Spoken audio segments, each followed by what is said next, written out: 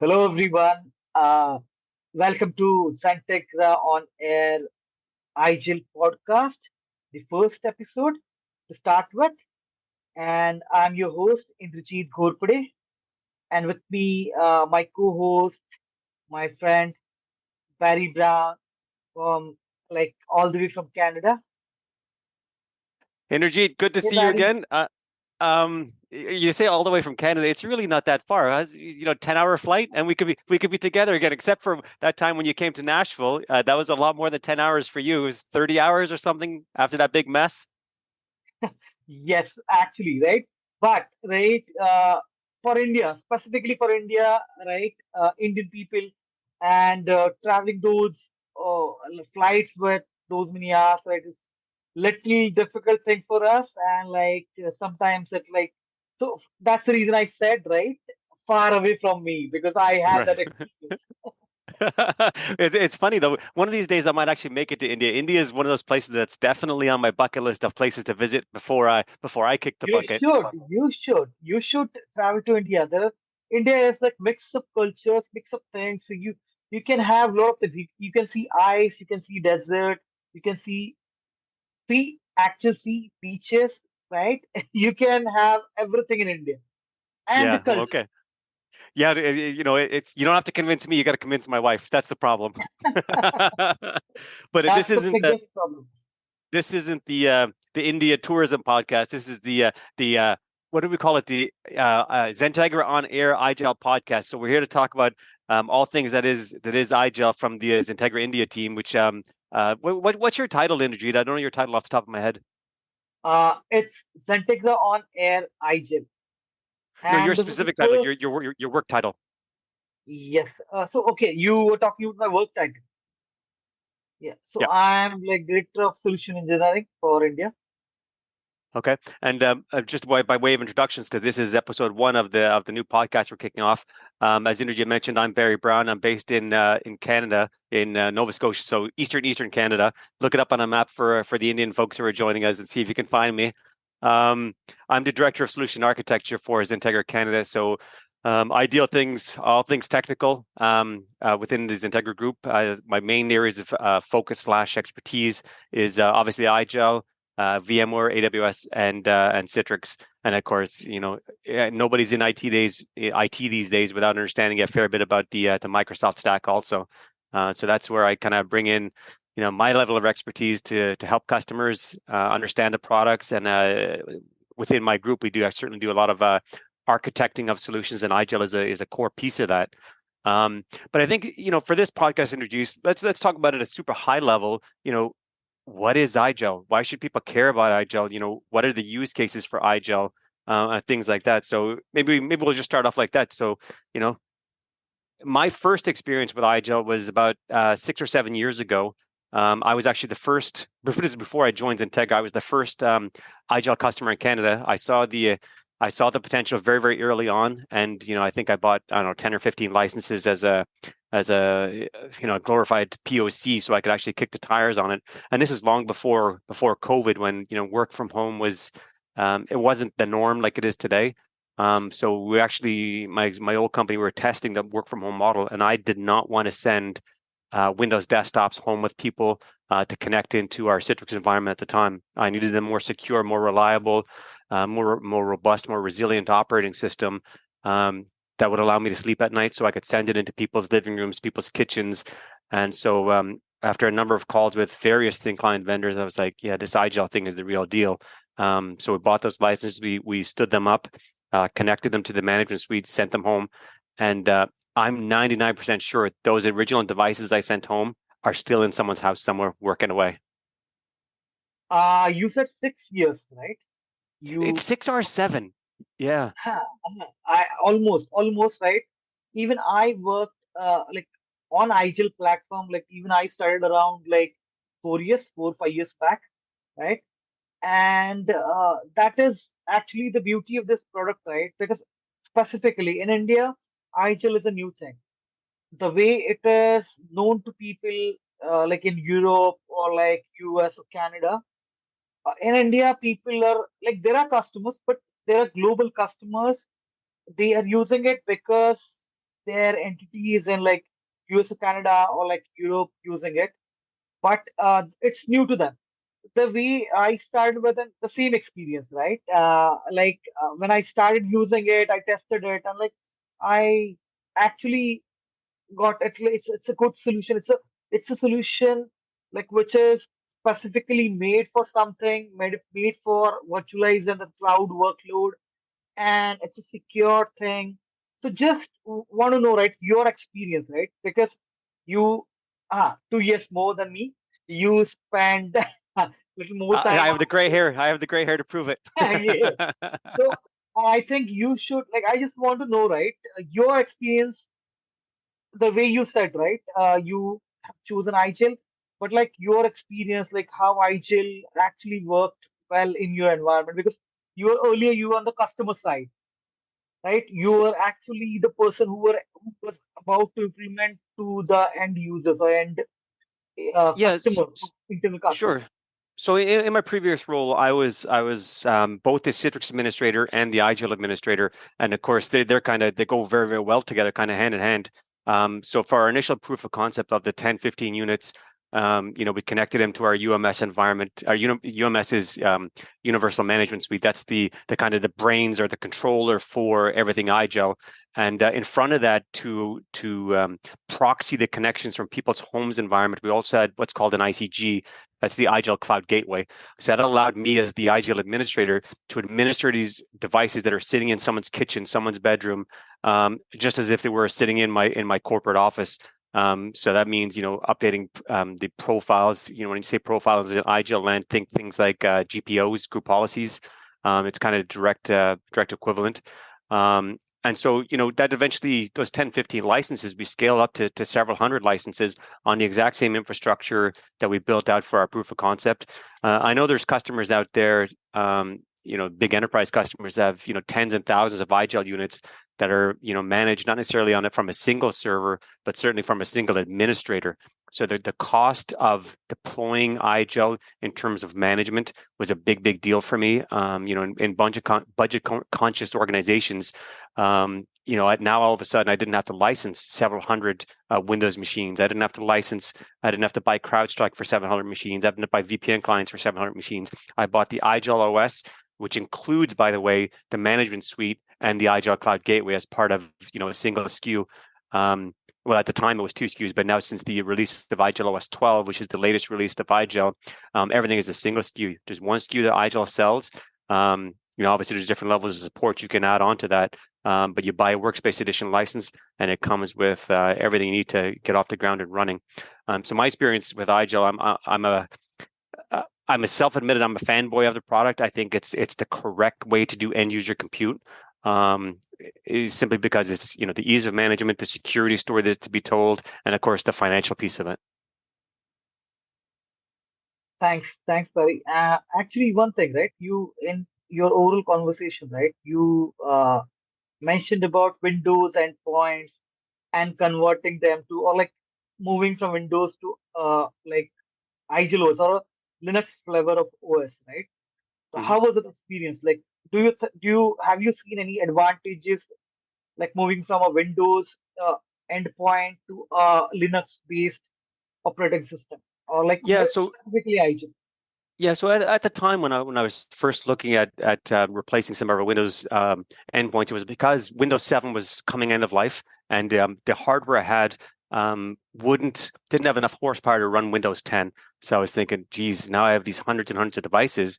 You know, I'd have to replace them all with huge capital costs, or I could go down the IGEL route and put IGEL OS on these x86 boxes with maybe 4 gigs of memory and a very small SSD. So within, I don't know, it takes 7-8 minutes to put IGEL OS on these workstations, versus because IGEL OS is only, I don't know, a 3.5 gigs. Version 11 is 3.5 gigs versus Windows. An installed version of Windows is better part of 12 to 14 gigs. So we put IGEL OS, the very tiny footprint on these Windows 7 capable devices, converted them to IGEL, and we just deployed them as is. And I know for a fact that some of these Optiplex, what's the model? I want to say 7010s are still in production today, with the 4 gigs of memory, the small SSD. And a bit of further onto that, IGEL OS 12 is much smaller than IGEL OS 11 ever was, because what they've done with OS 12 is they've actually taken out all the bits and pieces um, of the operating system that are not needed for day one functionality. And when I say bits and pieces, I'm thinking things like the Citrix Workspace app, the Horizon app, the AVD application. Those are no longer part of the IGEL operating system. They're installed as apps after the fact. So to install IGEL OS 12, you're talking 3 minutes, 4 minutes, if that. So it's a very lightweight, very easy to deploy solution. And IGEL does have a number of tools available to the general population to actually deploy IGEL. Most common way is on a USB stick, the old-fashioned sneaker net. You put it in, boot off a stick, and install the operating system. They do have packages for bigger organizations that may have SECM. There's also the IGEL deployment appliance. You can get it to work with Microsoft Deployment Toolkit. I did get that working. And so there's no reason to not try IGEL OS certainly as a proof of concept, using difficulty to deploy as an excuse. It's real simple. So now, little tricky question, because like you were like a kind of end user earlier for IGEL. Mm-hmm. Now you are into reselling IGEL, right? So you know the other side of it. You know both the sides, selling side of it and like the actual experience of it, right? So just you are a better person to answer this question, because you know better both sides of it, right? So what do you think, right? Are the best use cases, or like best ways to deploy, or best ways to go for IGEL OS? Well, a couple of minor corrections. I was never an end user per se. I was always kind of the administrative side of the house for IGEL. But that being said, I have a little old laptop here that's an IGEL laptop, and I use that to connect into our XenTegra Citrix environment on a daily basis. So in terms of, sorry, the second correction, I'm not a salesman. I'm a technology guy, so I will talk IGEL up and down all day long about the pros, not so much the cons, because there's very little cons involved in the IGEL suite. So what I would say to a potential customer is, do you want to lower your security vulnerability, what do they call it, landscape, or your attack vector is what I'm looking for. If the answer is yes, look at IGEL. Do you want to lower your total cost of ownership with replacing Windows endpoints? If the answer is yes, you got to look at IGEL. Do you want to securely manage these things with a extremely small amount of FTEs managing your IGEL fleet, or your compute fleet, I guess is the correct way of putting that. If the answer to that is yes, then you got to look at IGEL. So that these are all pretty compelling reasons from not only a financial perspective, but also security and operations perspective on why IGEL is kind of a no-brainer to connect to. Not only virtualized environments like a Citrix or Horizon or AVD or Amazon Workspaces, but to connect to SaaS applications, because there is built-in browsers directly in IGEL OS. So it's kind of the easy button for EUC, if you ask me, regardless of where the workloads are that you need to connect to. Yeah, actually, you know what? You just touched base one thing, security. I think it opens a lot of doors, like for our next episodes, right? I heard a couple of concepts, right? Chain of trust, and like a lot of things about IGEL. And read only IGEL is a read only operating system, right? Whoever knows it, like they don't know it very well. And like for the listeners, right, who are new to IGEL, IGEL is a read only operating system. Like whatever you're doing, it is not getting saved in that OS. Like everything is wiped out once the endpoint is rebooted. Chain of trust, and like you open a door for like security with IGEL, and like I think that would be a good thing. Like maybe to continue with the next episode on IGEL security. So does that mean you're going to invite me to the next episode too? You are always welcome, because like one thing I missed actually at the start. Uh, Barry is the VIP member of IGEL community. So IGEL community is like, I don't know, like, so basically Barry is the best person to talk about it. IGEL community, like he's the VIP member of it, and like he's contributing for IGEL community since like maybe 5 years. Yeah, at least, yeah. Yeah. So Yeah. please So keep this to Agile community. yeah, just on that note, so there is a Slack community called. If you go to igelcommunity.com, you'll be directed to it. I think we're about 10,000 members strong right now of the IGEL community, where you can go in there and and ask questions. Answer questions by real people like me who are knowledgeable on the product. And what's great about that community, I find, is I may go in and ask a super crazy technical question, and I have an answer in 2-3 minutes. And it's not a simple answer like go reboot. It's like here's a script to do it exactly what you're trying to do. You might have That's to the alter some Windows thing. parameters. Yes. Rebooting is the Windows thing. Yes. But yeah, so the IGEL community is a valuable resource that I encourage anybody who's even thinking about IGEL to check out, even before you submit a PO for an IGEL device or complete a proof of concept. Go check out the community, and you'll see that there is a rich ecosystem around IGEL in terms of not just users or community members, but also other partners that are involved in the community as well. So I am an IGEL VIP. I've been IGEL Community Member of the Year. I have all the IGEL certifications, blah, blah, blah. But just for you, Inderjeet, there's a new certification coming out tomorrow, July 1st, Canada Day, that we're going to have to race to get because it's the latest, hottest certification. But I'll leave that as a surprise as to what it is until it's actually released tomorrow. Okay. But I do have a question for you, actually, because I've been kind of answering a lot of questions here. So you said, IGEL is not very well known in India. So I guess that begs the question is, how did you get involved with it? You know what, right? There were a couple of global customers, right? I started interacting with a couple of customers, right? And they were using IGEL as a platform in US or like their European offices. And their US or European offices, like people, the end users who are actually using IGEL, they were very much uh, comfortable with it, or like they recommended the Indian folks to start with it because IGEL is the experience. IGEL is not just technology, it's the experience, right? They Hmm. experienced it and they recommended to the Indian counterparts, and the Indian counterparts approached to us and like for this solution because it was nowhere to them. Like they were not at all knowing the technology, the product, and they just approached like this is the IGEL. This is the product, this is the OEM we want to go ahead for. And the way then like I researched about the product.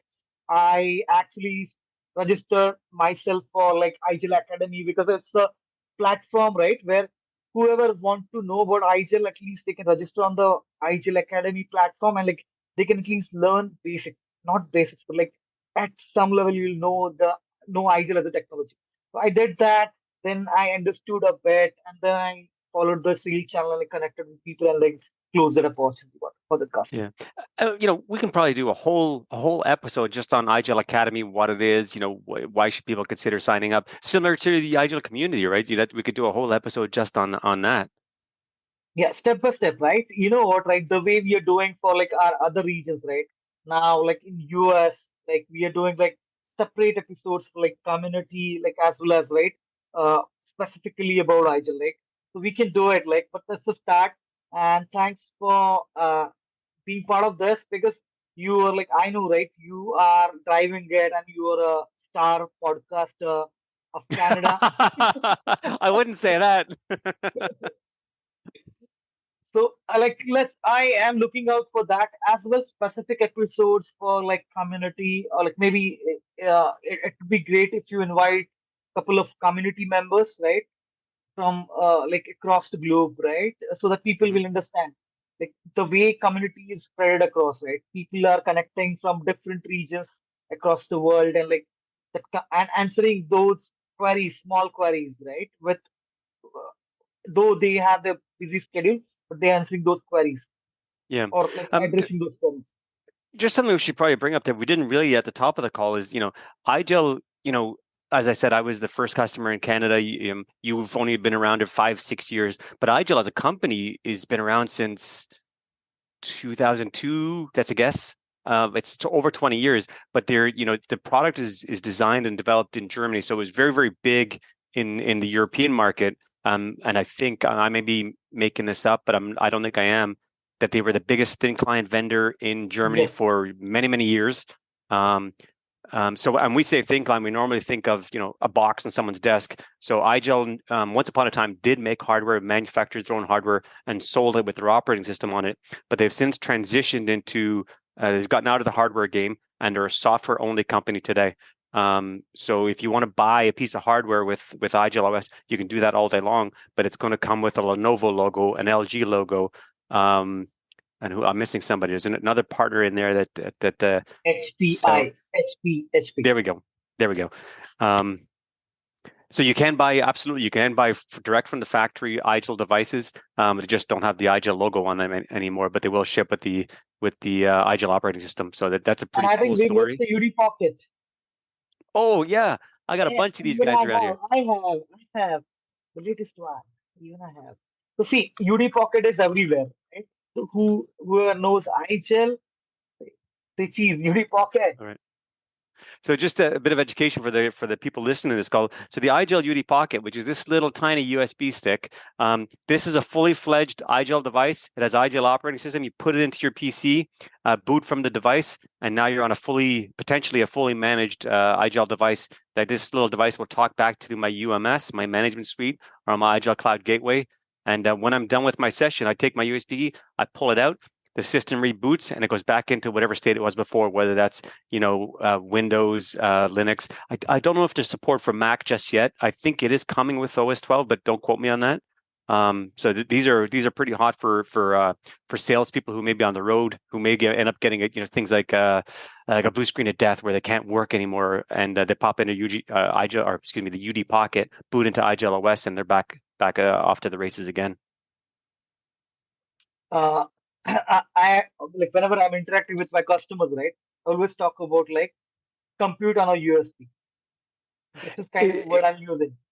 It's really crazy because it's hard to tell on the camera, but this thing is maybe half an inch, and it's a USB 3 device, so it boots really, really quick. And there's no footprint left behind once you yank that guy out. So I keep it on my keychain with my car keys and my house keys just in case, you know, if in case of emergency, break glass, but it's in case of emergency, put in my USB key. And best thing is, right, it's a 8 gig of pen drive, kind of a pen drive thing, 8 gig of pen drive, and it can deliver anything, right? Because anyways, right, wherever you're connecting it, it is utilizing the resources from the compute where you're connecting that USB drive. So it is just a medium to connect or launch the IGEL OS. Anyways, you're using your local computer, whatever computer you're using, and the capacity of that particular computer. So it is right. So you'll not face that lag or like latency, or whatever you can call, right? Because you're using resources of the local system. You're just launching the OS from this USB. It's a magic. It's a magical thing, Yeah. actually. Yeah, you hit on a good point there. When people see the UD Pocket, they often think, well, that's going to perform very, very poorly because Yes. just simply because of the size of it. But like to your point, this is just to get into the operating system. Once you're in the OS, now you're using your traditional x86, laptop or desktop, whatever you have with, your SSDs, your NVMe's, your Wi-Fi, your gigabit Ethernet. Yes. This is just a mechanism to get to the operating system without overwriting the existing OS that may be on that laptop or desktop. Yeah. A lot of things to talk, but I think like for the first episode, like we almost covered a lot of things, and I think it is like people in India will love it because they learn a lot of things about IGEL as a solution. I'll say it is not a operating system, it's a solution. I'll say altogether because there are a lot of things with IGEL coming in, and we'll consider like we'll actually cover those things like in our upcoming episodes. Yeah, I think as all things said and done, I think this was a certainly a good introduction to a high level overview of what iGel is, and I look forward to getting the invite back for another episode, and we can talk things like security, community, you name it, and we'll bring on some guests like you mentioned, and we even get some people who are iGel employees to come on and give us their 2 cents, for lack of a better word, on where things are. Maybe we can get into the specifics around the platform that is iGel Cosmos, what that is, why should people care? But this is a good chat for a Friday before a long weekend. Looking forward to some time off, and I'm not sure if it's a long weekend for you guys in India, is it? No, no, it's Oh, a normal weekend, 2 days of so you're holiday. working Monday. I won't be. So don't call me Monday, Energy. It's good that we did it today. Otherwise, it was a little difficult to find you on Monday. Right, because it's Canada Day here on Monday. Well, it's Canada Day here on Saturday, but we get Monday off, and then Tuesday is the 4th of July. So our U.S. friends, they're going to take that day off, and so it's going to be pretty quiet around the offices on Monday and Tuesday, and then back to the grind on Wednesday. Oh. I'm jealous. But like it was a very good conversation, and I think like specifically for this topic, uh, as I said, right, in India, like for customers in India, it's a new platform. Only the global customers, specifically from Europe or America, like those are using it because someone recommended to them. So now we have to actually start that awareness with people what IGEL is, how it can change life of the administrators as well as the end users when they are delivering any cloud or virtualization platform. Right. And, I'm happy to be part of those conversations. As I mentioned during this podcast, I'm an IGEL fanboy. So if you need me to join in any events or get on some more podcasts, yeah, but you have me on speed dial. I'll try. Actually, you know what? I want you in almost all the podcasts, but availability of you is a little tricky thing. The way we started today, so like I have to catch you hold, Yeah, and then like, maybe you'll I'm be the there in first to all admit my podcasts. calendar fills up quickly. And with the time zone difference between me and you, it's scheduling might be tricky, but I'll do what I can to get on and talk all things IGEL. Yes, and I'm even looking for you, right, in almost of the podcast which we are running for India. And like as you said, right, IGEL team is even IGEL team who is looking out for India as a region. Even they are supposed to join in upcoming webinars. So like stay tuned to that, and like we'll contribute our little, and IGEL team will nurture it well and like deliver it from the OEM side. Yes, I look forward to having those conversations. And I think with that being said, Energy, let's call it a podcast. Number one is in the bag, and I look forward to episode number 2, 3, 4, all the way to 100. 100. Yes. Looking forward to it.